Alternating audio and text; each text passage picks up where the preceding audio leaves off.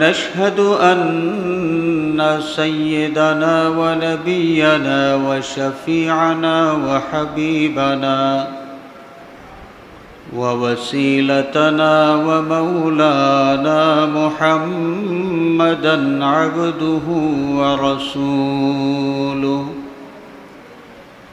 صلى الله عليه وعلى آله وأصحابه وسلم تسليما كثيرا كثيرا. أما بعد، فقد قال الله تعالى في كلامه القديم والفرقان الحميد: أعوذ بالله من الشيطان الرجيم. بسم الله الرحمن الرحيم.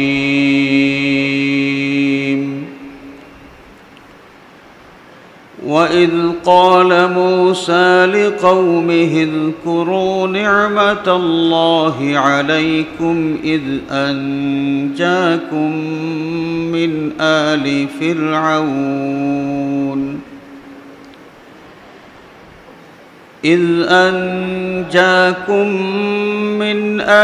فرعون يسومونكم سوء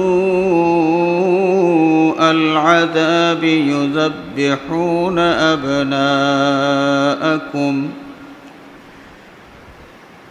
ويذبحون أبناءكم ويستحيون نساءكم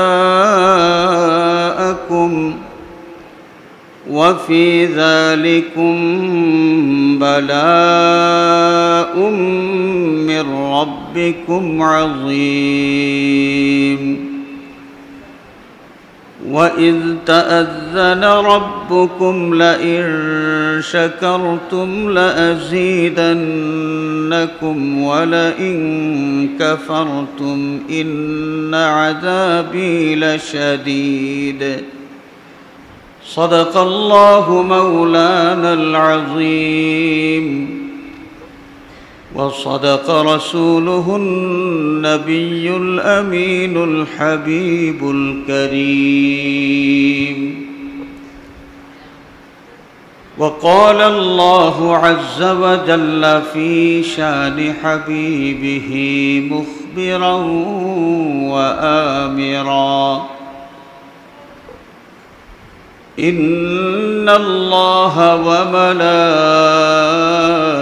وملائكته يصلون على النبي يا أيها الذين آمنوا صلوا عليه وسلموا تسليما. بسم الله والحمد لله، الصلاة والسلام عليك يا رسول الله. بسم الله والحمد لله، الصلاة والسلام عليك يا رسول الله. صلى الله على محمد صلى الله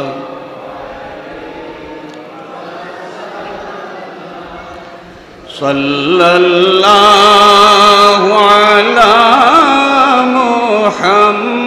محمد صلى الله عليه.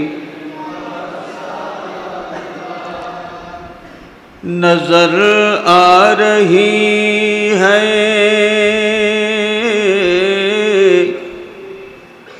बहारे मदीना,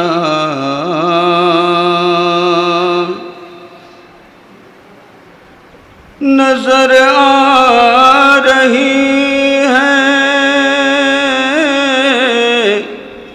بہار مدینہ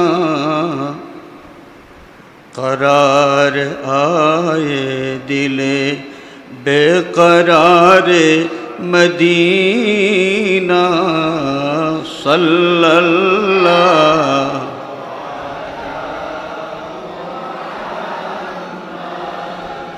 صلی اللہ علیہ وسلم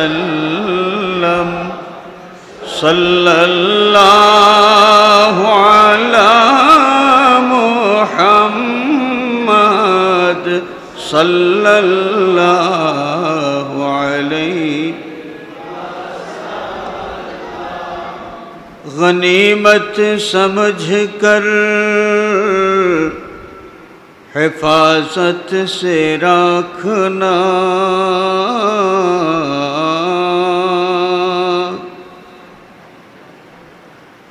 غنیمت سمجھ کر حفاظت سے رکھنا ہے آنکھوں کا سرما غبار مدینہ صلی اللہ علی محمد صلی اللہ علیہ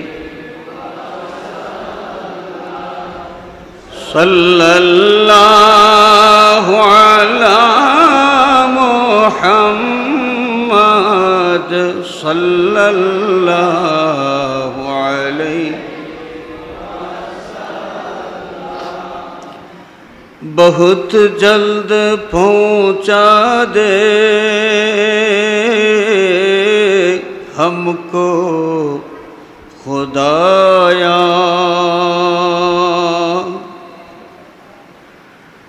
بہت جلد پہنچا دے ہم کو خدایا زمانہ سے ہے انتظار مدینہ صلی اللہ علی محمد صلی اللہ علیہ صلی اللہ علی محمد صلی اللہ علیہ سبحانك لا علم لنا إلا ما علمتنا إنك أنت العليم الحكيم رب اشرح لي صدري ويسر لي أمري واحلل عقدة من لساني يفقهوا قولي ঐতিহ্যবাহী সুবহানীঘাট হযরত শাহ জালাল দারুস সুন্নাহ ইয়াকুবিয়া কামিল মাদ্রাসার বার্ষিক জলসা এবং পাগড়ি বিতরণী অনুষ্ঠানের নেহায়াত কাবিলে ইহতারাম সাহেবে সদর জামানার মুজাদ্দিদ আল্লামা সাহেব কিবলা রহমাতুল্লাহি আলাইহির লখতে জিগর সাহেবজাদা অত্র দ্বীনী প্রতিষ্ঠানের মাননীয় অধ্যক্ষ মহোদয় দামাত বারাকাতুহুমুল আলিয়া, সম্মানিত উলামায়ে কেরাম, মাশায়েখে ইজাম, শ্রদ্ধেয় মুরব্বিয়ান, প্রিয় যুবক বন্ধুরা, সর্বস্তরের নবী প্রেমিক, ওলি প্রেমিক বিরাদরানে ইসলাম, আল্লাহ পাকের শাহানশাহী দরবারে লাখো কোটি শুকরিয়া যে মহান মালিক আজকের এই মোবারক মাহফিলে হাজির হওয়ার তৌফিক এবং সুযোগ আমাদেরকে দিয়েছেন। আমরা সকলে উচ্চ আওয়াজে বলি আলহামদুলিল্লাহ। হাজিরিন, আমরা আশা করছি আজকের এই মোবারক মাহফিলের প্রধান অতিথির আসন অলঙ্কৃত করবেন এবং কামিল উত্তীর্ণ শিক্ষার্থী যারা তাদেরকে পাগড়ি পরিধান করায় দেবেন মুর্শিদে বরহক হযরত বড় সাহেব কেবলা। আজকের এই মোবারক মাহফিলের দাওয়াতে মেহমান ওলামায়ে কেরাম অনেকেই ইতিমধ্যে বয়ান পেশ করেছেন। মাহফিলের শেষ পর্যন্ত আরও বয়ান আমরা শুনব ইনশাআল্লাহ। আমি সংক্ষিপ্ত সময় হাতে নিয়ে আপনাদের খেদমতে হাজির হয়েছি। যে আয়াতে কারিমা তিলাওয়াত করলাম, আয়াতে কারিমার আঙ্গিকে সামান্য কয়েকটি কথা বলেই শেষ করব ইনশাআল্লাহ। ওমা তৌফিকি ইল্লা বিল্লাহ আলাইহি তাওয়াক্কালতু ওয়া ইলাইহি উনীব। হাজিরিন, আল্লাহ সুবহানাহু ওয়া তাআলা আমাদের প্রতি বড় মেহেরবানি করেছেন। প্রথমত মানবকুলে আমাদেরকে জন্ম দিয়েছেন।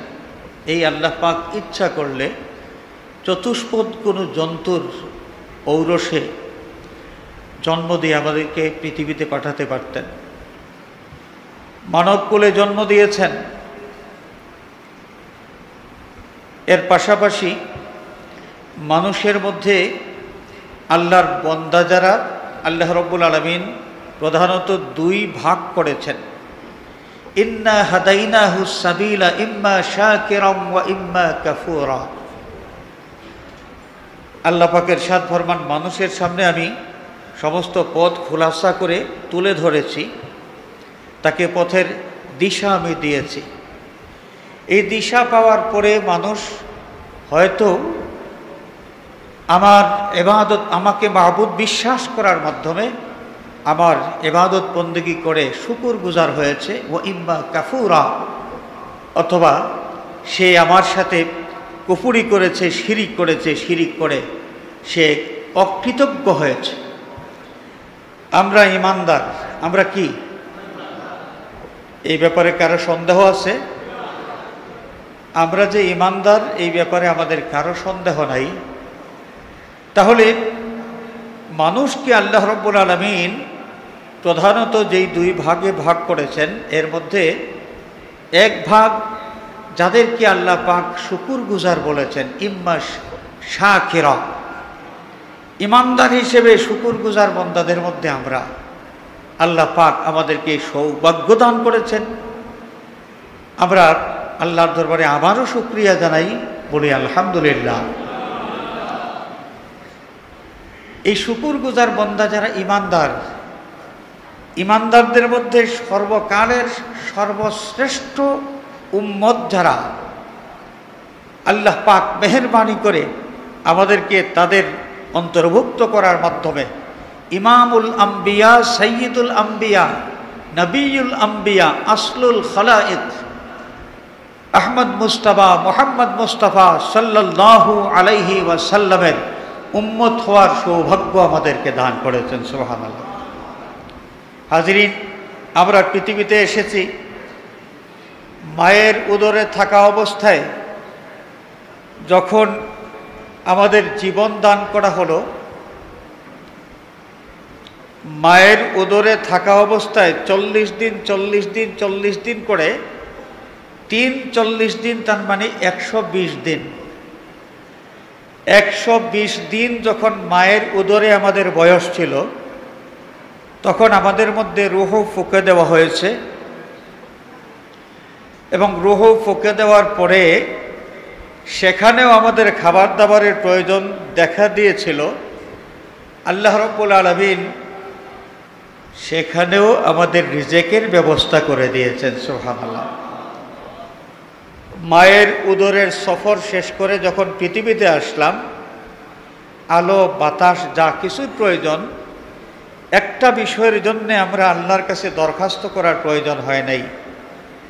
আমাদের আবশ্যকীয় যা কিছু আছে আল্লাহ পাক সব কিছুর বন্দোবস্ত আগে থেকেই করে রেখেছেন। আমরা পৃথিবীতে এসেছি এই দুনিয়াতে অস্তিত্ব নিয়ে টিকে থাকার জন্য আমাদের যা কিছুর প্রয়োজন সব কিছু আল্লাহ রাব্বুল আলামিন আমাদের জন্য ব্যবস্থা করে রেখেছেন। আমরা এসেই এগুলো ভোগ করতে শুরু করেছি। হাজিরিনে কেরাম, আমাদের এই যে দৈহিক কাঠামো আছে, দৈহিক কাঠামোর কথা যদি আমরা চিন্তা করি, এই পৃথিবীতে কত সৃষ্টিকুলের কত সদস্য, কত সুন্দর করে আল্লাহ পাক সৃষ্টি করেছেন। আকাশের পূর্ণিমার চাঁদ বলেন আর আকাশের সেই সূর্য বলেন, যেদিকেই তাকাই দৃষ্টিতে যা পড়ে, যতই সৌন্দর্যমণ্ডিত যাই হোক না কেন, মানুষের চাইতে সুন্দর আর কেউ নাই। আল্লাহ রাব্বুল আলামিন ইরশাদ করেছেন, লাকাদ খালাকনাল ইনসানা ফি আহসানি তাকওয়িম। আমি মানুষকে অতি উত্তম, অতি সুন্দর কাঠামোতে তৈরি করেছি। যে আল্লাহ পাক এত মেহেরবানি করলেন, সৃষ্টিকুলের মধ্যে শ্রেষ্ঠত্বের সেই দাবিদার আমাকে বানালেন, উম্মতের মধ্যে শ্রেষ্ঠ উম্মত হওয়ার সৌভাগ্য আমাদেরকে দান করলেন।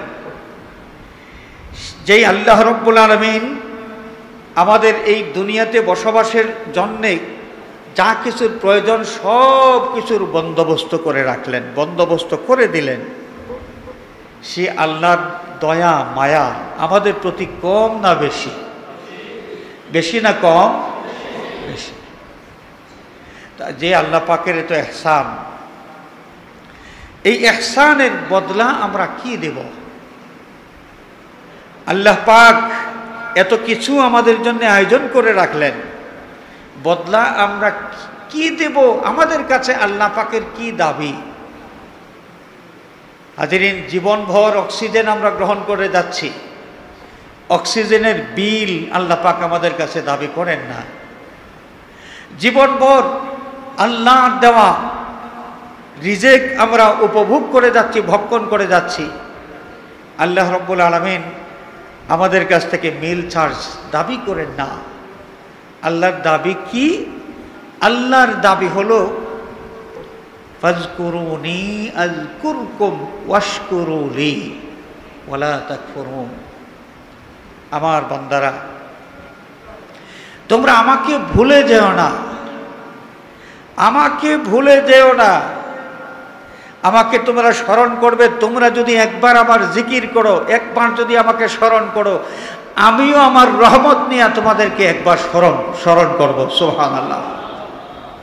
ওয়াশকুরুলি আরেকটা দাবি, সেটা হলো ওয়াশকুরুলি, তোমরা আমার শুকরিয়া আদায় করো, আমার কাছে কৃতজ্ঞতা প্রকাশ করো।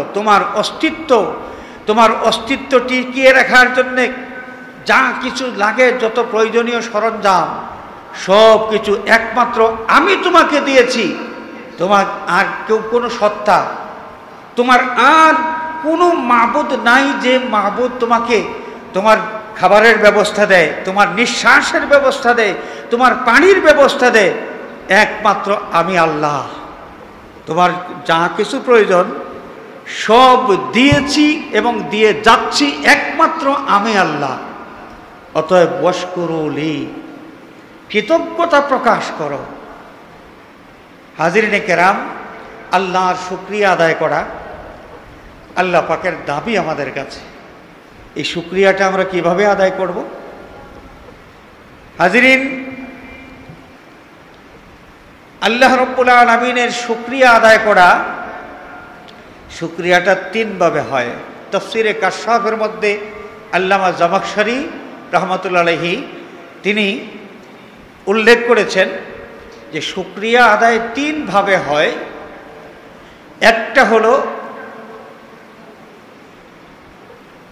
একটা হলো যে অঙ্গ প্রত্যঙ্গের মাধ্যমে শুকরিয়া আদায় করা, আরেকটা হলো জবানের মাধ্যমে শুকরিয়া আদায় করা, আর আরেকটা হলো কলবের মাধ্যমে শুকরিয়া আদায় করা। অঙ্গ প্রত্যঙ্গের মাধ্যমে শুকরিয়া আদায় করা। যেমন আমরা নামাজ পড়ি, আমার মাথার থেকে পা পর্যন্ত আপাদ মস্তক, আমার যেই দেহ, এই দেহটার কোনো অংশ বাকি নাই যে অংশটা আল্লাহর নিয়ামত ভোগ করে নাই। তো আমার সমস্ত দেহ যেহেতু আল্লাহ রাব্বুল আলামিনের নিয়ামতের উপর নির্ভরশীল, অতএব এই নামাজের মাধ্যমে সমস্ত দেহটাকে আল্লাহ পাকের কুদরতের কদমে অবনত করার মাধ্যমে আমরা শুকরিয়া আদায় করি। সুবহানাল্লাহ। নামাজ এমন গুরুত্বপূর্ণ একটা ইবাদত, যে ইবাদতের মাধ্যমে একজন মানুষ তার আপাদ মস্তক আল্লাহ পাকের কুদরতের কদমের সামনে অবনত করার মাধ্যমে শুকরিয়া আদায় করতে পারে। সুবহানাল্লাহ। হাজরিনে কেরাম, শুকরিয়া আদায় করার আরেকটা পদ্ধতি হলো জবানের মাধ্যমে, আলোচনার মাধ্যমে শুকরিয়া আদায় করা। হাজরিন, খুব স্বাভাবিকভাবে আমরা একটু বোঝার চেষ্টা করি যে আপনি কোনো মানুষকে সহযোগিতা করেছেন, তার ছেলে বিদেশ দেওয়ার ব্যাপারে টাকা পয়সার অনেক প্রয়োজন ছিল, এই লোকটাকে আপনি সহযোগিতা করেছেন। ছেলে বিদেশ গিয়েছে, তারপর 10 বছর মাঝখানে, 10 বছর পরে ওই ছেলের বাপ আপনার কাছে আসলেন এবং কথা প্রসঙ্গে বললেন, ভাই দোয়া করবেন, আমার ছেলে আলহামদুলিল্লাহ এই রুজি করতেছে, অনেক সুখে আছি। আর ভাই, আপনি যদি আমাকে ওই সময় সহযোগিতা না করতেন তাহলে আমি আমার ছেলেকে বিদেশ পাঠাইতে পারতাম না। 10 বছর পরে যখন ওই লোকটা আপনার সামনে এই কথাটা স্বীকার করে নিলেন যে আপনার সহযোগিতার কারণেই তার ছেলেকে বিদেশ পাঠানো সম্ভব হয়েছে, সে ভুলে যায় নাই, ওই লোকটা ভুলে যায় নাই, আপনার মনটা খুশি হবে না বেজার হবে? খুশি হবে। কারো ইহসান পাওয়ার পরে আলোচনার মাধ্যমেও তার শুকরিয়া আদায় করা যায়। হাজরিনে কেরাম, শুকরিয়া আদায় করার আরেকটা পদ্ধতি হলো কলবের মাধ্যমে, আশ-শুকরু বিল কলব, কলবের মাধ্যমে শুকরিয়া আদায় করা। যার পক্ষ থেকে ইহসান পাওয়া গেছে তার কথা, তার ইহসানের কথা স্মরণ করা, অন্তরের মধ্যে সব সময় জাগ্রত রাখা, ভুলে না যাওয়া, গাফিল না হওয়া। তো এই যে আমরা দুনিয়ার সামান্যতম কোনো উপকার করার পর কোনো মানুষ আমার উপকারের কথা যখন স্বীকার করে আমার খুশি লাগে। আমার আল্লাহ সুবহানাহু ওয়া তাআলা যেই মহান মালিক, আমাকে অস্তিত্বহীনতার থেকে অস্তিত্বে আনয়ন করলেন, মায়ের উদরে আমাকে রাখলেন, ওইখানে জীবন দান করলেন, ওইখানে আমার রিজেকের ব্যবস্থা করলেন, পৃথিবীতে আমি আসলাম, পৃথিবীতে আসার পর যা কিছু প্রয়োজন সবটুকু তিনি দিয়ে যাচ্ছেন। প্রতিটা মুহূর্ত আমার যেই মনিব আমাকে তার ইহসান দিয়ে যাচ্ছেন, তার নিয়ামত আমাকে দিয়ে যাচ্ছেন, আমার প্রতি দয়া প্রদর্শন করে যাচ্ছেন, আমার সেই মহান মালিকের কথা আমি যদি ভুলে যাই তাহলে আমার মতো নমক হারাম আর কেউ হইতে পারে না। হাজরিনে কেরাম, আল্লাহ রাব্বুল আলামিন সেই গাফিল মানুষগুলোর উদ্দেশ্যে ইরশাদ ফরমান, ইয়া আইয়ুহাল ইনসানু মা গাররাকা বিরাব্বিকাল কারীম الذي خلقك فسواك فعدلك في أي صورة ما شاء في أي صورة ما شاء ركبك। ওরে মানুষ, মা গাররাকা বিরাব্বিকাল কারীম, তোমার দয়াময় যে রব, তোমার দয়াময় প্রতিপালকের ব্যাপারে কোন জিনিস তোমাকে ধোঁকার মধ্যে ফেলে দিল? এমন ধোঁকা তোমাকে দিয়েছে, তোমার মনিবের কথা তোমার একবারও স্মরণ হয় না। দুনিয়া দুনিয়া করে তুমি চক্কর দাও, ব্যবসা ব্যবসা করে তুমি চক্কর দাও, তোমার দুনিয়াদারি নিয়ে এমন গাফিল তুমি হয়েছ, আজান হয়, হাইয়া আলাস সালাহ হাইয়া আলাল ফালাহ বলে ডাক দেওয়া হয়, অথচ 10টা মিনিটের জন্যে মসজিদে যাওয়ার তোমার সময় নাই। তোমার মনিবের কুদরতের কদমে তুমি সিজদা করবে, 10টা মিনিট তোমার সময় নাই। আল্লাহ রাব্বুল আলামিন সে গাফিল মানুষগুলোর উদ্দেশ্যে এরশাদ ডাক দিয়ে বলছেন, ইয়া আইয়ুহাল ইনসান মা গাররাকা বিরাব্বিকাল কারীম। তোমার দয়াময় প্রতিপালকের ব্যাপারে কোন জিনিস তোমাকে ধোঁকার মধ্যে ফেলে দিল? সূরা তাকাসুরের মধ্যে আল্লাহ রাব্বুল আলামিন ইরশাদ ফরমান, আলহাকুমুত তাকাসুর। ওরে মানুষ, তুমি নিষ্ঠুর হয়ে গেছো, নমক হারাম হয়ে গেছো, তোমার মনিবকে তুমি ভুলে গিয়েছো। তোমাকে তোমার মনিব ভুলাই দিয়েছে কোন জিনিস? সেটা হলো দুনিয়া অর্জনের প্রতিযোগিতা। কার চাইতে কে বেশি দুনিয়া কামাই করতে পারো, দুনিয়ার বিত্ত বৈভব কারা কত বেশি অর্জন করতে পারো, এই প্রতিযোগিতার মধ্যে এমন বিভোর হয়ে গিয়েছো, শেষ পর্যন্ত তোমার মনিবকে তুমি ভুলে গিয়েছ। হাজিরিনে কেরাম, আমার আল্লাহ কত দয়াল। মানুষ আল্লাহ পাককে কষ্ট দেয়, আর আল্লাহ পাক ওয়াজ করে মানুষকে বোঝান। মানুষের জন্যে আকাশে সূর্যের আলো বন্ধ করে দেন না। যেই মানুষগুলো আল্লাহর সাথে নমক হারামি করে, তাদের জন্য অক্সিজেন বন্ধ করে দেন না। যেই মানুষগুলো আল্লাহর সাথে নমক হারামি করে, তাদের রিজিক আল্লাহ পাক বন্ধ করে দেন না। একদিকে বন্দার নমক হারামি চলতেছে, আর একদিকে আল্লাহ রাব্বুল আলামিনের নিয়ামতও চলে, আবার ওয়াজও চলে। সুবহানাল্লাহ, সুবহানাল্লাহ। আল্লাহ পাক কত মেহেরবান। হাজিরিনে কেরাম, নিয়ামত পাইলে যিনি নিয়ামত দিয়েছেন তার কথা কি করতে হয়? স্মরণ রাখতে হয়।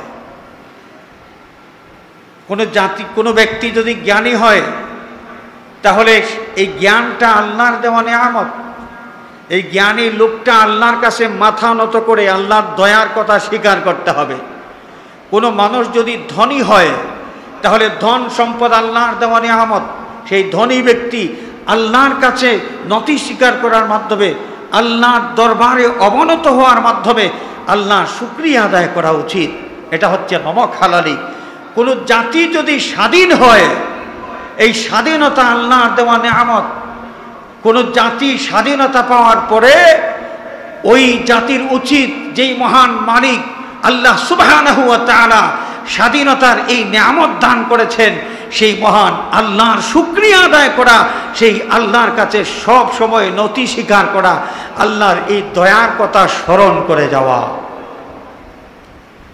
মনে রাখতে হবে যে যাই করুক, কোনো মানুষ নিজের শক্তি দিয়ে দুনিয়াতে কোনো ক্ষেত্রে, কোনো কাজে সে সফল হতে পেরেছে, এইটা দাবি করার কোনো যোগ্যতা কোনো মানুষের নাই। আর আল্লাহ রাব্বুল আলামিন তার বন্দাদেরকে সাফল্য দান করেন। আর সাফল্য দান করতে হলে আল্লাহ পাক সামান্য শক্তির মাধ্যমেও কোনো মানুষকে, সামান্য শক্তি থাকা সত্ত্বেও এদেরকে আল্লাহ পাক সফল করতে পারেন। আমাদের এই বাংলাদেশের মতো একটা ভূখণ্ড, আমাদের সামর্থ্য আর কতটুকুই ছিল, কিন্তু আমরা সেই শোষকদের শোষণ থেকে, নিষ্পেষণ থেকে, জুলুম নির্যাতন থেকে আল্লাহ রাব্বুল আলামিন আমাদেরকে মুক্ত করেছেন। যুদ্ধ করেছি আমরা, যুদ্ধ দুনিয়ার ইতিহাসে অনেক জাতি যুদ্ধ করেছে, কিন্তু সবাই কিন্তু সফল কাম হইতে পারে নাই। আল্লাহর সাহায্য ছাড়া সাফল্য অর্জন করা যায় না।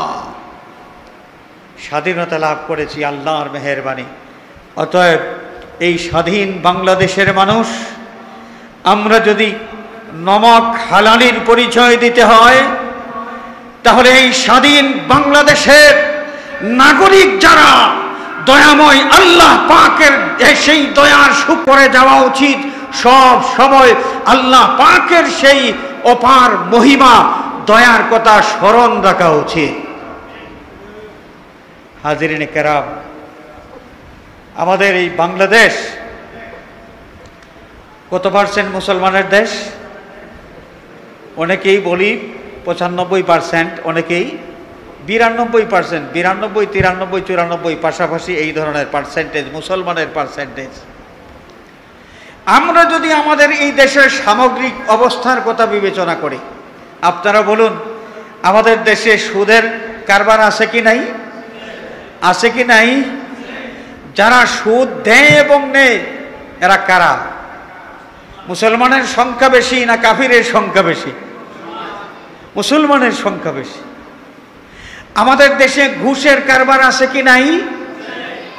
ঘুষখোর অফিসার টুপি মাথায় দিয়া নামাজে যায়, নামাজ আদায় করে তারপর যখন অফিসের টেবিলে বসে টেবিলের নিচ দিয়া ঘুষের টাকা গ্রহণ করে, এমন অফিসার আমাদের বাংলাদেশে আছে কি নাই? আছে কি নাই? আছে। এই সুদ আর ঘুষ এগুলো হালাল না হারাম? আহাল্লাল্লাহুল বাই'a ওয়া হাররামার রিবা। আল্লাহ পাক ব্যবসা বাণিজ্যকে হালাল করেছেন, সুদকে করেছেন হারাম। একজন মানুষ, যে মানুষটা আল্লাহ রাব্বুল আলামিনকে রিজিক দাতা বিশ্বাস করে, যেই বিশ্বাস করে আল্লাহ রাব্বুল আলামিন রাজ্জাক যুল কুওয়াতিল মাতিন, আল্লাহ ছাড়া রিজিক দাতা আর কেউ নাই নাকি আছে? আল্লাহ রাব্বুল আলামিন আমাদের রিজিক দাতা, এটা বিশ্বাস আছে তো আমাদের? রিজিক কি আরো কেউ দেয়? লাত, মানাত, উজ্জা, হবল, দুর্গা, সরস্বতী আর কেউ দেবে? রিজিক দেনেওয়ালা মূর্তি পূজারী যারা 360টা দেবদেবীর পূজা করত, যেই মক্কার কাফিরেরা মুশরিকেরা, সেই মক্কার মুশরিকেরা অস্বীকার করত রিজিক পাইতে হলে কাবার মালিক আল্লাহর কাছ থেকেই পাইতে হবে, এই কাবার মালিক আল্লাহ ছাড়া আর কেউ রিজিক দিতে পারবে না। রিজিক দেনেওয়ালা আল্লাহ, এই বিশ্বাসটা যদি থাকে তাহলে একজন মুসলমান, এই বিশ্বাসী মানুষটা কি করে হারাম খাইতে পারে, কি করে সুদ খাইতে পারে, সুদ দিতে পারে? যে আল্লাহ রাব্বুল আলামিন রিজিক দেনেওয়ালা, যে আল্লাহ রাব্বুল আলামিন অনেক দয়া, অনেক নিয়ামত আমাদেরকে দিয়ে যাচ্ছে না, সংখ্য অগণিত নিয়ামত আমরা ভোগ করে যাচ্ছি, সেই আল্লাহ সুবহানাহু ওয়া তাআলা এখনো আছেন কি নাই? নাকি ব্যাপারটা এমন যে রিজিক দাতা আল্লাহ এক সময় ছিলেন, এখন আর নাই, আমি কি করব? হালাল হারাম আর বিবেচনা করার সুযোগ আমার নাই, আমি সুদ হোক, ঘুষ হোক আর যাই হোক, যে করে পারি আমার রিজিকের ব্যবস্থা আমি করি। ব্যাপারটা কি এমন? সেই রিজিক দেনেওয়ালা আল্লাহ এখনো আছেন কি নাই? এই বিশ্বাস, আল্লাহ রিজিক দেনেওয়ালা বিশ্বাসটা যে মানুষের আছে, এই বিশ্বাসী মানুষ, এই ইমানদার মানুষ কি করে সুদ খাইতে পারে, কি করে ঘুষ খাইতে পারে, কি করে আল্লাহর নিষিদ্ধ পথে সে আয় রোজগার করার চেষ্টা করতে পারে, চিন্তা করতে পারে। হাজিরিনে কেরাম, তো যদি আমরা শুকরিয়া আদায় করতে হয়, শুকুরগুজার বান্দা হইতে হয়, তাহলে এই দুনিয়ায় আল্লাহ পাকের যত বিধি নিষেধ আছে, আদেশ নিষেধ আছে, সমস্ত আদেশ নিষেধগুলো সঠিকভাবে মানতে হবে। নবী মুসা আলাইহিস সালাতু ওয়াস সালাম যেই জাতির নবী, বনি ইসরাইল, মার্কা মারা জাতি, কোরআনে কারীমের মধ্যে এই বনি ইসরাইল সম্পর্কে অনেক বিস্তর আলোচনা হয়েছে। কোরআনে কারীমের সূরা বাকারা থেকে শুরু করে অনেকগুলো সূরার মধ্যে আল্লাহ রাব্বুল আলামিন এই বিখ্যাত কুখ্যাত সব আছে, বিখ্যাত কুখ্যাত এই বনি ইসরাইলের কথা আলোচনা করেছেন। তো নবী মুসা আলাইহিস সালাতু ওয়াস সালামের যুগে বনি ইসরাইলের যে লোকগুলো ছিল, লম্বা ইতিহাস, এরা যখন পাপাচারিতা শুরু করত, আল্লাহ রাব্বুল আলামিনের গজব তাদের উপর তুলে ধরা হতো। যেমন এক সময় তুর পাহাড় তাদের উপর তুলে ধরা হয়েছিল। তুর পাহাড় যখন তারা নাফরমানি করতে শুরু করলো, নবী মানে না, নবীর কথা মানে না, শরীয়তের অনুসরণ করে না, সেই নাফরমান জাতি বনি ইসরাইলের মাথার উপর তুর পাহাড় যখন তুলে ধরা হলো যে এই তুর পাহাড় তোমাদের উপর নিক্ষেপ করা হবে এবং তোমরা একদম শেষ হয়ে যাবে,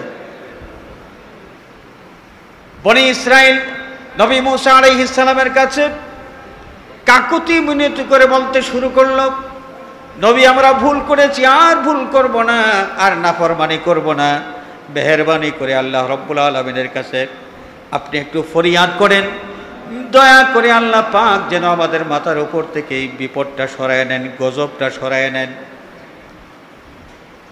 নবী মুসা আলাইহিস সালাম আল্লাহ পাকের দরবারে ফরিয়াদ করলেন, ওগো আল্লাহ, আমার জাতি ভুল স্বীকার করেছে, তারা ওয়াদা করেছে আর ভুল করবে না, মেহেরবানি করে তোমার গজব তুমি সরায় নাও।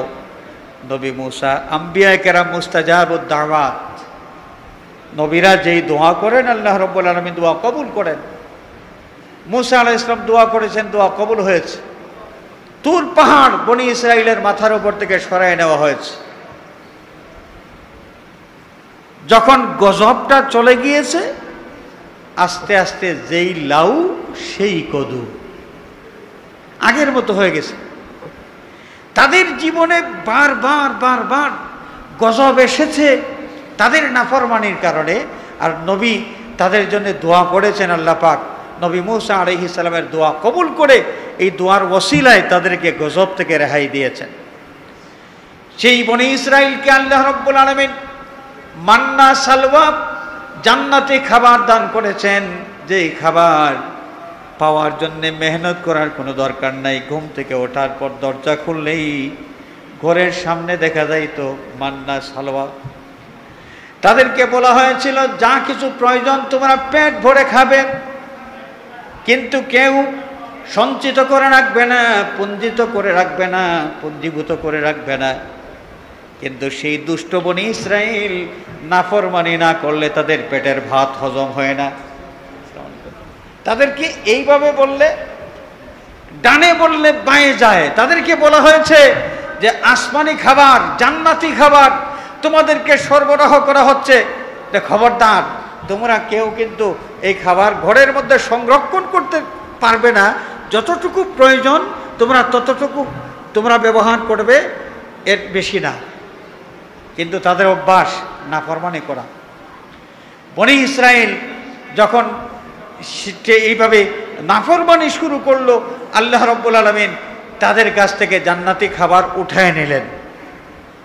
আল্লাহর দেওয়া নিয়ামত যদি আমরা লাভ করি, তাহলে নিয়ামত প্রাপ্তির পরে নিয়ামত দাতা যিনি, তার হুকুমের তাবেদারি করতে হয়। হুকুমের নাফরমানি করলে সেই নিয়ামত আমাদের হাত ছাড়া হয়ে যাবে। বনি ইসরাইল জাতি এক সময় ফেরাউনের কবলে ছিল। এদের পুরুষ যারা, ফেরাউনের গোষ্ঠী যারা, ফেরাউনের গোষ্ঠীর বাড়ির বাহিরের কাজকর্ম করত, শ্রমিকের কাজ করত, বাড়ির কামলার কাজ করত, আর মহিলা যারা ঘরের কাজ করত, সেই বনি ইসরাইল যারা এক সময় যাদের নির্দিষ্ট কোনো বাড়ি ছিল না, ঘর ছিল না, ফেরাউনের দেশের বাসিন্দা, কামলা হয়ে তাদের জীবন গিয়েছে। ফেরাউনের গোষ্ঠীর বাড়ির কামলা বনি ইসরাইলের নারী এবং পুরুষ। আল্লাহ রাব্বুল আলামিন মেহেরবানি করলেন, সেই ফেরাউন সহ ফেরাউনের গোষ্ঠীকে নীল নদে ডুবাইয়ে মারলেন এবং এক সময় মিশরের বাসিন্দা বানালেন এই বনি ইসরাইলকে। ওই মিশরেই বনি ইসরাইল তাদের সম্মানের জীবনটা তারা যাপন করতে শুরু করলো। আল্লাহ রাব্বুল আলামিনের কত মেহেরবানি! ওই এত সম্মান তাদেরকে আল্লাহ পাক দান করলেন, কিন্তু সেই সম্মানটা তারা ধরে রাখতে পারতেছে না। কেন? নাফরমানি শুরু করে। নবী যখন শরীয়তের কোনো বিধান তাদের সামনে পেশ করেন, তারা শরীয়তের সেই হুকুম লঙ্ঘন করে, হুকুমের নাফরমানি করে। এই নাফরমানি করার ফলে আস্তে আস্তে তাদের জীবনের মধ্যে আবার শনির দশা দেখা দিতে শুরু করলো। অনেক লম্বা ইতিহাস।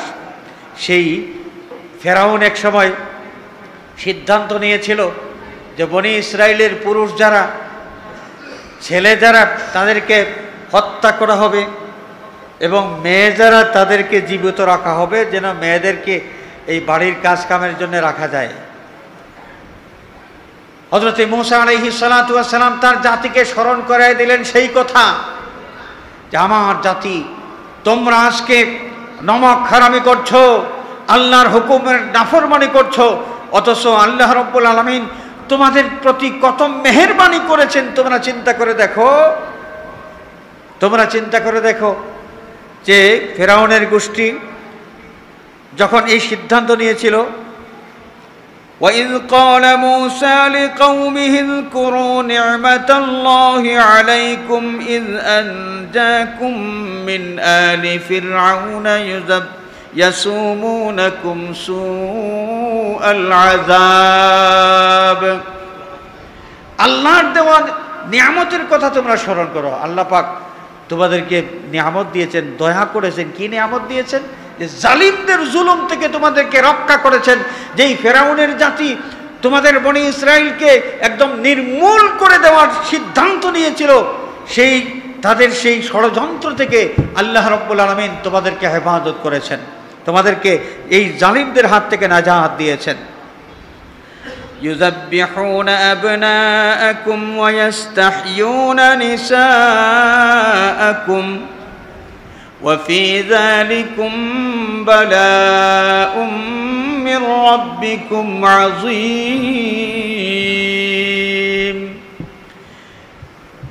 সিদ্ধান্ত নিয়েছিল তোমাদের পুরুষ যারা তাদেরকে জবাই করবে এবং তোমাদের নারীদেরকে জিন্দা রাখবে এবং তাদের বাড়ির কাজে তাদেরকে ব্যবহার করবে। এই যে কঠিন সিদ্ধান্ত নিয়েছিল, আল্লাহ পাক এই জালিমদের এই জুলুম থেকে তোমাদেরকে নাজাত দিয়েছেন। তোমরা স্মরণ করো সেই আল্লাহর দয়ার কথা। যদি তোমরা স্মরণ করো তাহলে তোমাদের উচিত হবে আল্লাহর নাফরমানি না করে আল্লাহর হুকুমের তাবেদারি করা। وَإِذْ تَأَذَّنَ رَبُّكُمْ لَئِن شَكَرْتُمْ لَأَزِيدَنَّكُمْ وَلَئِن كَفَرْتُمْ إِنَّ عَذَابِي لَشَدِيدٌ।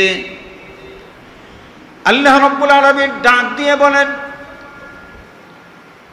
লাইন শাকারতুম লাযীদান্নাকুম, তোমরা যদি শুকরিয়া আদায় করো, লাযীদান্নাকুম, অবশ্যই অবশ্যই আমি নিয়ামত আরো বাড়ায় দিব, আরো বৃদ্ধি করে দেব। ওয়ালা ইন কাফারতুম, আর তোমরা যদি শুকরগুজার না হও, তোমরা যদি অকৃতজ্ঞ হও, হুকুমের তাবেদারি না করো, তোমরা শুনে রাখো, ওয়ালা ইন কাফারতুম ইন্না আযাবি লাশাদীদ, আমার শাস্তি বড়ই কঠিন। আর আল্লাহর শাস্তি যদি চলে আসে, এই শাস্তির থেকে রেহাই পাওয়ার আর কোনো উপায় নাই। হাজিরিন, আমরা বাংলাদেশের মানুষ বড় আরামে আছি। 6 ঋতুর এই দেশ, এমন চমৎকার আবহাওয়ার দেশ পৃথিবীতে আরেকটা পাওয়া বড় কঠিন। চমৎকার আবহাওয়া, এখানে মাটির যে কোয়ালিটি আছে আমাদের দেশের, মাটির কোয়ালিটিও কত সুন্দর, প্রাকৃতিক সম্পদে ভরপুর আমার সোনার বাংলাদেশ। এই দেশ এক সময় জুলুম, নির্যাতন, নিষ্পেষণের শিকার ছিল। আল্লাহ পাক সেইখান থেকেও নাজাত দিয়েছেন। আমাদের উচিত বেশি বেশি করে আল্লাহর শুকরিয়া আদায় করা, আল্লাহর হুকুম তামিল করে যাওয়া, শরীয়তের হুকুম আহকাম মেনে চলা। কিন্তু আমাদের দুর্ভাগ্য, ছলে বলে কৌশলে আমাদেরকে ইসলামের যে মূল ফিলোসফি আছে, ইসলামের মূল ফিলোসফির থেকে দূরে সরে নিয়ে যাওয়ার জন্য একদল নাস্তিক রাষ্ট্রযন্ত্রে ঘাপটি মারে বসে আছে। তারা সুযোগ করে কৌশলে কৌশলে, সূক্ষ্ম কৌশলে এই দেশের দিনদার মুসলমানকে বদ্দিনীর দিকে, বেদিনীর দিকে, নাফরমানির দিকে ধাবিত করার ষড়যন্ত্র করে যাচ্ছে। আমার বাংলাদেশের মুমিন মুসলমান যারা, আমরা সজাগ হতে হবে। আমরা যদি জাগ্রত না হই, মুমিন মুসলমান আমরা যদি জাগ্রত না হই, আমাদের ইমানের ভরাডুবি ঘটবে কিভাবে আমরা টের পাবো না। এখনই আমাদের জাগ্রত হওয়া উচিত এবং সেই সমস্ত দুরাচার, শয়তানের দূষর যারা আছে, তাদের যত ষড়যন্ত্র আছে, সমস্ত ষড়যন্ত্র সম্পর্কে আমাদের সজাগ থাকতে হবে। জাগ্রত থাকতে হবে, মানুষকে জাগ্রত করতে হবে এবং সেই ষড়যন্ত্রকে নস্যাৎ করার জন্য যা কিছু করার প্রয়োজন আমাদের ঈমানি তাকিদে আমরা সব কিছু করতে বাধ্য থাকতেই হবে। আমরা রাজি আছি কিনা বলে?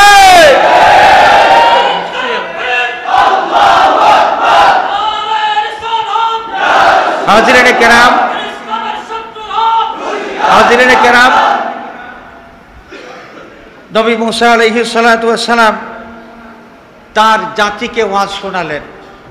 তো কোরআনে কারীমের মধ্যে আল্লাহ পাক যে ইতিহাস শুনিয়েছেন, বনি ইসরাইলের ইতিহাস, আদ, সামুদ, বিভিন্ন কওমের ইতিহাস, এই ইতিহাস শুনিয়েছেন কি জন্যে? টাইম পাস করার জন্যে? কিচ্ছা কাহিনী বলে টাইম পাস করার জন্যে না। ফাতাবিরু ইয়া উলিল আবসার। আল্লাহ রাব্বুল আলামিন কোরআনে কারীমের মধ্যে বিভিন্ন জাতির ইতিহাসের বর্ণনা দিয়েছেন। যারা নাফরমানি করেছে, শরীয়তের হুকুম আহকাম মেনে চলে নাই, এদের প্রতি আল্লাহর গজব কিভাবে এসেছে, কিভাবে তারা ধ্বংস হয়েছে, সেই কাহিনী আমাদেরকে শোনায়েছেন। হযরত লূত আলাইহিস সালাতু ওয়াস সালামের কওমের ধ্বংসের সেই ইতিহাস আমাদেরকে শোনায়েছেন। হযরত শুআয়ব আলাইহিস সালাতু ওয়াস সালামের কওমের ধ্বংসের ইতিহাস শুনিয়ে দিয়েছেন। হযরত হুদ আলাইহিস সালামের কওমের ধ্বংসের ইতিহাস শুনিয়ে দিয়েছেন। কাউকে পাথরের বৃষ্টি বর্ষণ করে, কাউকে মাটির চাপা দিয়ে, কাউকে জমিন উল্টাইয়া বিভিন্নভাবে গজব এসে সেই নাফরমানগুলোকে ধ্বংস করে দেওয়া হয়েছে। সেই কাহিনীর থেকে, সেই ইতিহাস থেকে আমরা যেন শিক্ষা গ্রহণ করতে পারি, শিক্ষা গ্রহণ করি। আল্লাহ পাক বলেন ফাতাবিরু ইয়া উলিল আবসার। ওরে চক্ষুষ্মান, তোমাদের দিলের একটা চোখ আছে, তোমাদের বিবেক আছে, বুদ্ধি আছে, ইতিহাস থেকে শিক্ষা গ্রহণ করো। আল্লাহর গজব থেকে বাঁচতে হলে আল্লাহর নাফরমানি থেকে সরে আসতে হবে, আল্লাহর হুকুম মেনে চলতে হবে, আল্লাহর হুকুম মেনে চলতে হবে। হাজিরিন, তো আমরা আল্লাহর হুকুম মেনে চলার মাধ্যমে আল্লাহর শুকরিয়া আদায় করতে পারি। এটা হচ্ছে শুকরিয়া আদায়ের একটা পদ্ধতি, সেটা হলো অঙ্গ প্রত্যঙ্গের মাধ্যমে। আমরা নামাজ পড়ি, আল্লাহ শুকরিয়া আদায় করি। আমরা তাসবিহ তাহলিল পড়ি, সুবহানাল্লাহ, আলহামদুলিল্লাহ, আমাদের জিহ্বাটাকে কাজে লাগাই, এর মাধ্যমে আল্লাহ পাকের শুকরিয়া আদায় করি। হাজিরিন, আল্লাহর নিয়ামতের আলোচনার মাধ্যমে আল্লাহর কি হয়? শুকরিয়া আদায় হয়। এই জন্যে কোরআনে পাকে ইরশাদ হচ্ছে ওয়া আম্মা বিনিআমাতি রাব্বিকা ফাহাদ্দিস। তোমার রবের যে পক্ষ থেকে যেই নিয়ামত তুমি পেয়েছ, ফাহাদ্দিস, তুমি আলোচনা করো। আলোচনা করার মাধ্যমে, আলোচনা কেন করতে হবে? যে আলোচনা করার মাধ্যমে নিয়ামত দাতা যিনি, সেই মহান রব, সেই মহান রবের শুকরিয়া আদায় হয়। সুবহানাল্লাহ। হাজিরিন, তো আল্লাহর দেওয়া যত নিয়ামত আছে, আপনার 3 ছেলে 2 মেয়ে আল্লাহ পাক দিয়েছেন, আপনি আল্লাহর শুকরিয়া আদায় করুন, আল্লাহর শুকরিয়া আদায় করুন। এইটা আলোচনা করলেই আল্লাহ পাক দয়া করেছেন, আমাকে 2টা কন্যা সন্তান দিয়েছেন, 3টা ছেলে দিয়েছেন। আপনি জবান দিয়ে বলেন যে আমার আল্লাহ দিয়েছেন, আমার আল্লাহ দিয়েছেন, আমার আল্লাহ দিয়েছেন। আপনি খাওয়া দাওয়া করেছেন, খাবার থেকে ওঠার পরে আপনি বলেন আল্লাহ তুমি আমাকে খাওয়াইলা। জবান দিয়ে একবার বলেন, আল্লাহ রাব্বুল আলামিন খুশি হয়ে যাবেন। কারণ আল্লাহ পাক যে আপনাকে নিয়ামত দিয়েছেন, জবানের মাধ্যমে, আলোচনার মাধ্যমে আপনি সেই শুকরিয়াটা আদায় করতে পেরেছেন। সুবহানাল্লাহ। হাজিরিন, যত নিয়ামত আমরা পেয়েছি, যত নিয়ামত এই বিশ্বজাহান পেয়েছে, সমস্ত নিয়ামতের মধ্যে শ্রেষ্ঠতম নিয়ামত রহমাতুল্লিল আলামিন, শফিউল মুজনিবিন, আহমদ মুস্তাফা, মুহাম্মদ মুস্তাফা সাল্লাল্লাহু আলাইহি ওয়াসাল্লাম। এই জন্যই আল্লাহর নিয়ামতের শুকরিয়া আদায় করতে গিয়ে দয়াল নবীজি সাল্লাল্লাহু আলাইহি ওয়াসাল্লামের বেলাদতের আলোচনা করা হয়, নবীর জন্ম বৃত্তান্ত আলোচনা করা হয়। নবীর জন্ম বৃত্তান্ত আলোচনার মাধ্যমে আল্লাহর নিয়ামতের শুকরিয়া আদায় হয়। সুবহানাল্লাহ। এইখানে আবার কিছু মানুষের মধ্যে ভুল বুঝাবুঝি আছে। অনেক মানুষ বলে যে নবী দুনিয়াতে জন্মগ্রহণ করেছেন, জন্মের কাহিনী আলোচনা করা এটা তো অনেক লজ্জার ব্যাপার, এটা তো আলোচনার বিষয় না। নবী জন্মগ্রহণ করেছেন, যে জন্মের কাহিনী কিভাবে মায়ের গর্ভ থেকে পৃথিবীতে আসলেন, এটা কি মাঠে ময়দানে আলোচনার বিষয়? এটা তো লজ্জাজনক এক সময় বলতেন তারা। তো আল্লাহ রাব্বুল আলামিন তাদেরকে সমুজ দিয়েছেন, সুরটা অনেকটা পাল্টে গেছে। আজকাল ওনারাও কিন্তু নবীর জন্ম বৃত্তান্ত আলোচনা করেন। যে সমস্ত বুজুর্গান একসময় এগুলো বলতেন যে নবীর জন্ম বৃত্তান্ত আলোচনা করা লজ্জাজনক, ইদানিংকালে সেই বুজুর্গানের জবান থেকেও নবীজির পয়দাইশের আলোচনা আমরা মাঝে মাঝে শুনি। এটা শুভ লক্ষণ। এটা কি শুভ লক্ষণ? আমরা মিলাদুন নবী পালন করি, মিলাদুন নবীর মাধ্যমে নবীর জন্ম বৃত্তান্ত আলোচনা করা হয়। আল্লাহর নবীকে আমরা পেয়েছি, এত গুরুত্বপূর্ণ নেয়ামত আল্লাহ রাব্বুল আলামিন, অতুলনীয় নেয়ামত আল্লাহ পাক আমাদেরকে দিয়েছেন। এটা স্মরণ করে আমরা খুশি জাহির করি, আমরা খুশি হইয়া নবীর প্রতি সালাত আর সালাম পাঠ করি, আমরা দুরূদ শরীফ তেলাওয়াত করি। যে এই যে পবিত্র ঈদে মিলাদুন নবী পালন করার মাধ্যমে আল্লাহর শুকরিয়া আদায় হয়, এটা নিয়ে আর নেগেটিভ বক্তব্য আমরা মাঝে মাঝে অনেক সময় শুনে থাকি এগুলো। এটা নাকি বেদাতীদের আবিষ্কার, এটা সেটা নানান কিছু। তো এই বিষয়ে আমি আলোচনা করতে যাব না, তবে দুঃখজনক হলেও সত্য, এইটা বেদাত শোনার পরে এইটা বেদাত, সেইটা বেদাত, আমরা সাধারণ মানুষ যারা বেদাত কারে কয় একটিবারও একটু জেনে নেওয়ার চেষ্টা করি না। যে যেই বিষয়টা আপনাকে বলা হইল যে এই কাজ, এটা বেদাত, এখন বেদাত এটা খায় না মাথায় দেয়, এটা তো আপনি বুঝতে হবে। যে কোনো মুসলমান কোনো হুজুরকে কোনোদিন প্রশ্ন করেছেন যে হুজুর মিলাদুন নবী বেদাত যে বললেন, যে মিলাদুন নবী বেদাত, আসলে বেদাত জিনিসটা কি? আমরা কি এটা প্রশ্ন করি? দুনিয়ার কোনো বিষয় হইলে তো আমাদের প্রশ্নের পর প্রশ্ন, কিন্তু দিনদারির ব্যাপারে একটা শব্দ আমরা শুনলাম, এটা বুঝি না, অথচ এটা সিনার মধ্যে ঢুকাই নিয়েছে। এটা কিছু আমি চিনি না, বুঝি না, এটা না বুঝেও সিনার মধ্যে ঢুকাই নিয়েছে। আর বেদাত কারে কয়? ইনসাফের সাথে বুজুর্গানে কেরাম যদি কথা বলেন, ইনসাফের সাথে যদি কথা বলেন, কোনো খেয়ানত যদি না করেন, তাহলে বেদাত সম্পর্কে বলতে গেলে এটা বলতেই হবে, যা কিছু সুন্নতের মুখালিফত করে, যা কিছু সুন্নতের মুখালিফত করে, বিরোধিতা করে, তার নামই হলো বেদাত। আমরা কি বুঝতে পেরেছি? সাধারণ মানুষ আমরা কি বুঝতে পেরেছি? সুন্নত বুঝি তো। নবীজি সাল্লাল্লাহু আলাইহি ওয়াসাল্লাম এই পৃথিবীতে যে তরিকা আমাদের জন্য রেখে গিয়েছেন, এটা সুন্নত। সংক্ষেপে আমি বলতেছি, এই সুন্নতের বিরোধিতা যেই কাজটা করে, এই কাজটাই হলো বেদাত। এখন নিজে প্রশ্ন করেন যে মিলাদুন নবীর মধ্যে সুন্নতের উল্টা কোন কাজটা আছে? মিলাদুন নবীর মধ্যে সুন্নতের উল্টা কোন কাজটা আছে? কোরআন শরীফ তিলাওয়াত হয়, নবীর শানে কসিদা পাঠ করা হয়, নবীকে সালাম দেওয়া হয়, এগুলো সুন্নতের উল্টা কোন কাজ আছে? কোনোটা? তো কোনো কাজ যদি সুন্নতের উল্টা না হয়ে থাকে, তাহলে এই মিলাদ মাহফিলকে বেদাত কেন বলা হয় আমার বুঝে আসে না, তো যাই হোক, আমার কথা অনেক দূরে চলে গেছে। হাজিরিনে কেরাম, আমরা যে পর্যায়ে আছি, আল্লাহর দেওয়া নিয়ামত আমরা ভোগ করে যাচ্ছি। এই নিয়ামতের শুকরিয়া আদায় আমাদের করতে হবে। এক লোক যার দৃষ্টিশক্তি নাই, অন্ধ, 2 হাত নাই, 2 পা নাই, সে লোকটা আল্লাহ রাব্বুল আলামিনের শুকরিয়া আদায় করতেছেন, আলহামদুলিল্লাহ করতেছেন। আরেকজন লোক আসলেন, এসে বললেন, আরে ভাই, তুমি আল্লাহর এত নিয়ামতের শুকরিয়া আদায় করতেছো, ঘটনা কি? তোমার তো দৃষ্টিশক্তিই নেই, কোনো কাজকর্ম করবে যেই হাত দিয়া তোমার সেই হাতও নাই, চলাফেরা করবে যেই পাও দিয়া তোমার সেই দুই পাও নাই, অথচ তুমি যেভাবে শুকরিয়া আদায় করতেছো মনে হয় তোমার মতো ধনী লোক আর তোমার মতো সুখী লোক আর কেউ নাই এই তল্লাটে। ঘটনা কি? অন্ধ সেই লোকটা বললেন, দুই হাতবিহীন সেই লোক, দুই পা বিহীন সেই লোক, তিনি বললেন, আরে ভাই, আমি যে জবান দিয়া আল্লাহর শুকরিয়া আদায় করতে পারতেছি, এই জবানটাও তো সেই আল্লাহরই দেওয়া। আমি যেই জবান দিয়ে আল্লাহর শুকরিয়া আদায় করতেছি সেই জবানটাও তো আমার সেই আল্লাহরই দেওয়া।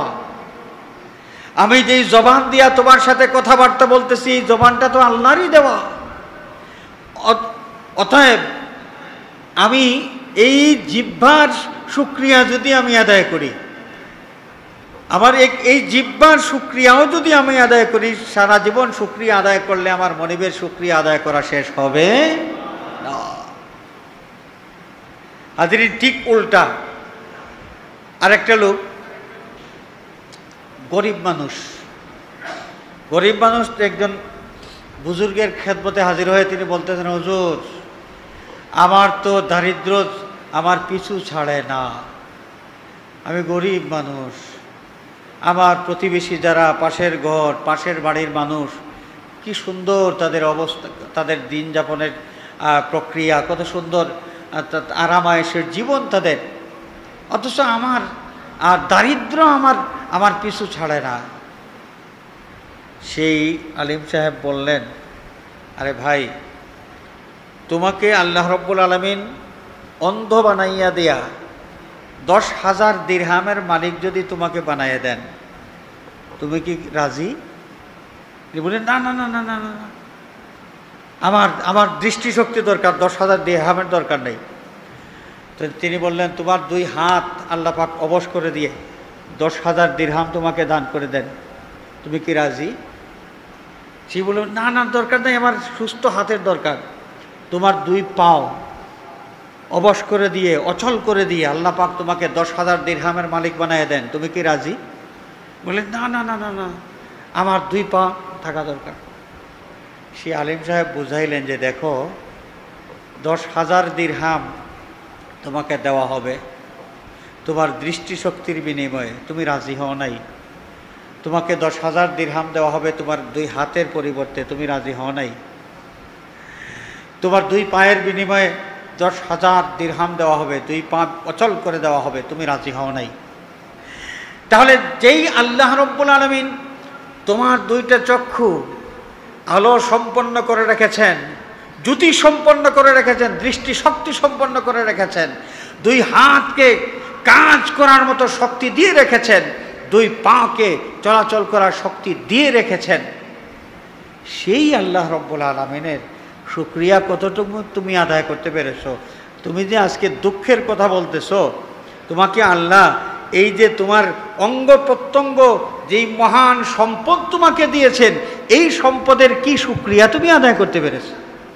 এই লোকটা তখন ভুল বুঝলেন এবং তিনি চিন্তা করলেন যে ঠিক তো, আমার আপাদমস্তক কত সুন্দর করে আমার আল্লাহ দিয়ে দিয়েছেন, একজন সুস্থ মানুষ হিসেবে আমি চলাচল করতে পারতেছি, এ আল্লাহর শুকরিয়া আদায় করে আমি শেষ করতে পারবো না।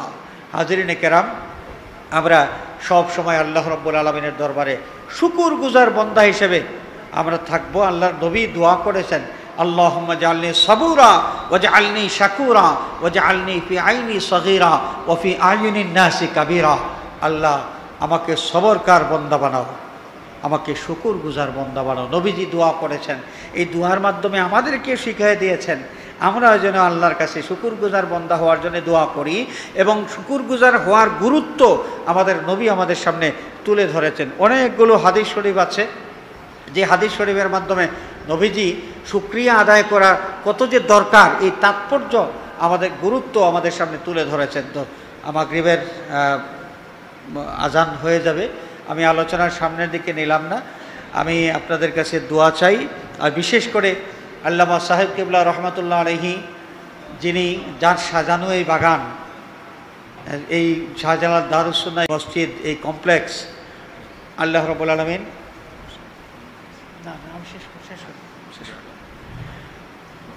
আল্লাহ রব্বুল আলামিন আল্লাহর মকবুল ওলি হযরত সাহেব কিবলা রহমতুল্লাহি আলাইহির এই যে মেহনতের এই সাজানো বাগান তার পক্ষ থেকে সদকায়ে জারিয়া হিসাবে যেন কবুল করেন, সবাই বলে আমিন। এই মসজিদ, এই মাদ্রাসার সহযোগী অনেক মানুষ টাকা দিয়া, পয়সা দিয়া, শ্রম দিয়া বিভিন্নভাবে সহযোগিতা করেছেন। অনেকেই কবরের বাসিন্দা হয়ে গেছেন। আল্লাহ রব্বুল আলামিন তাদের কবরগুলোকে বেহেশতের বাগান যেন বানিয়ে দেন, সবাই বলি আমিন। যারা সহযোগিতায় আছেন, গভর্নিং বডির সদস্য মণ্ডলী, আসাতিজায়ে কেরাম, দাতা ব্যক্তিবর্গ, দেশ প্রবাস থেকে যারা সহযোগিতা করে যাচ্ছেন, আল্লাহ পাক প্রত্যেককে উত্তম জাযা যেন দান করেন এবং এই দ্বীনি দরজগার ওসিলায় তাদের দুনিয়া আখেরাতের শান্তি আর কামিয়াবি যেন দান করেন, সবাই বলি আমিন। তো আমি আর কথা দীর্ঘায়িত করলাম না, আমি সকলের কাছে দোয়া চাই। ওয়া আখিরু দাওয়ানা আনিল হামদুলিল্লাহি রাব্বিল আলামিন। সাল্লাল্লাহু আলা সাইয়্যিদিনা ওয়া মাওলানা মুহাম্মদ ওয়া আলা আলিহি ওয়া আসহাবিহি ওয়া সাল্লাম। সাল্লাল্লাহু আলা সাইয়্যিদিনা ওয়া মাওলানা মুহাম্মদ ওয়া আলা আলিহি ওয়া আসহাবিহি ওয়া সাল্লাম।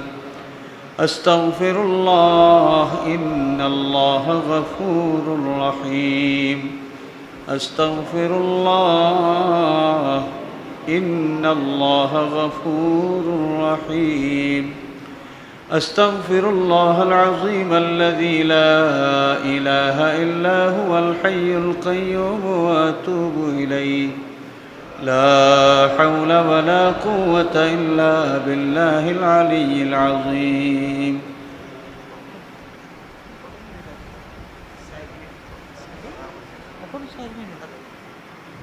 আল্লাহুম্মা আমিন।